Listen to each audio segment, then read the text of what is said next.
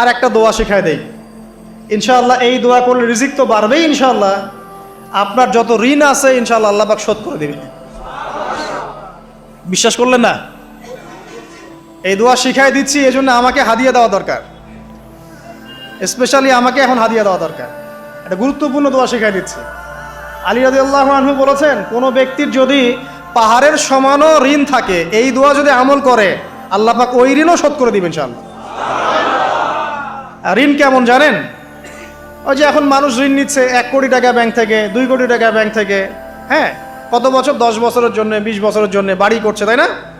তার ধারণা এমন যে সে মারা গেলে তার ঋণটা কেউ না কেউ শোধ করে দিবেই দিবে, তাই তো? আর আল্লাহর রসুল কি বলছেন দেখেন, একজন মারা গেছেন, নবী সাল্লাল্লাহু আলাইহি ওয়াসাল্লামের সময় একজন মারা গেছেন। তো নবী করিম সাল্লাল্লাহু আলাইহি ওয়াসাল্লাম বলছেন, এই ব্যক্তির কি কোনো ঋণ আছে? একজন সাহাবী বলেন, হ্যাঁ ইয়া রাসূলুল্লাহ, তো ঋণ আছে। নবীজি বললেন, তোমরা ওর জানাজা পড়ো, আমাকে ডেকো না। তোমরা ওর জানাজা পড়ে নাও, আমি জানাজা পড়তে চাচ্ছি না।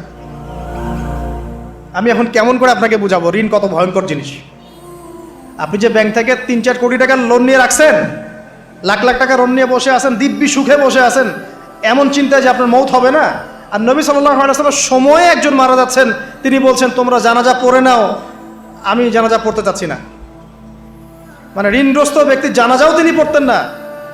তারপরে একজন এসে বললেন, ইয়া রাসূলুল্লাহ, আমি তার ঋণ শোধ করে দিব, তার যা ঋণ আছে আমি শোধ করে দিব। তখন নবী এসে জানাজা পড়লেন সাল্লাল্লাহু আলাইহি ওয়াসাল্লাম। তা আপনার এই কোটি কোটি টাকা ঋণ শোধ করার লোক তো রেডি আছে নাকি? আছে না?